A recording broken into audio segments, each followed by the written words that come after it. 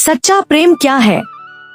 क्या किसी को पाने की जिद ही प्रेम है, या प्रेम वह है जो हमें हमारे अंतिम सत्य तक पहुंचा दे?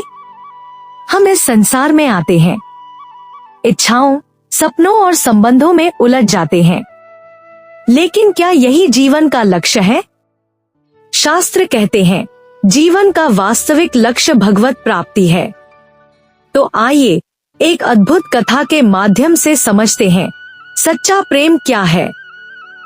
यह कहानी है बिल्वामंगल की, जिन्हें लीलाशुक भी कहा गया। वे दक्षिण भारत के एक विद्वान ब्राह्मण थे, शास्त्रों के ज्ञाता, संस्कारी, पर उनका मन एक नर्तकी चिंतामणि के प्रेम में डूब चुका था। उनका मोह इतना गहरा था कि वे दिन रात उसी के विचार में रहते। एक दिन उनके पिता का श्राद्ध था। घर में पूजा चल रही थी, पर उनका मन बेचैन था। रात को तेज वर्षा शुरू हुई, नदी उफान पर थी, बिजली चमक रही थी, फिर भी वे चिंतामणि से मिलने निकल पड़े। नदी पार करने के लिए उन्होंने जिसे लकड़ी समझा वह एक लाश थी। दीवार पर चढ़ने के लिए जिसे रस्सी समझा वह सांप था। मोह इंसान को अंधा कर देता है।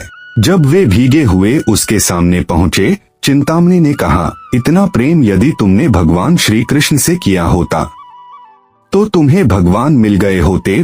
बस वही वाक्य उनके जीवन का टर्निंग पॉइंट बन गया। उन्हें एहसास हुआ यह प्रेम नहीं, आसक्ति है। उन्होंने सब कुछ त्याग दिया और वृंदावन की ओर चल पड़े। मार्ग में एक बार मन डगमगाया तो उन्होंने अपनी आंखें ही त्याग दी।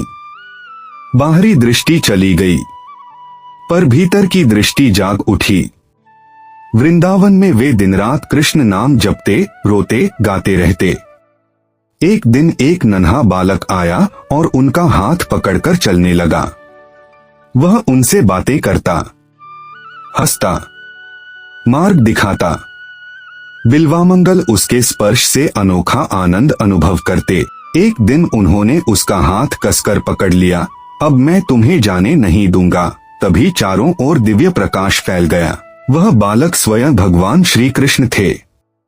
उसी भावावस्था में उनके मुख से निकला, करारविंदेन पदारविंदम मुखारविंदे विनिवेशंतम वटस्य पत्रस्य पुटे शयान बालम मुकुंदम मनसा स्मरामि। यह प्रसिद्ध करारविंद श्लोक है, जहाँ वे वटपत्र पर शयन करते बाल मुकुंद का ध्यान करते हैं।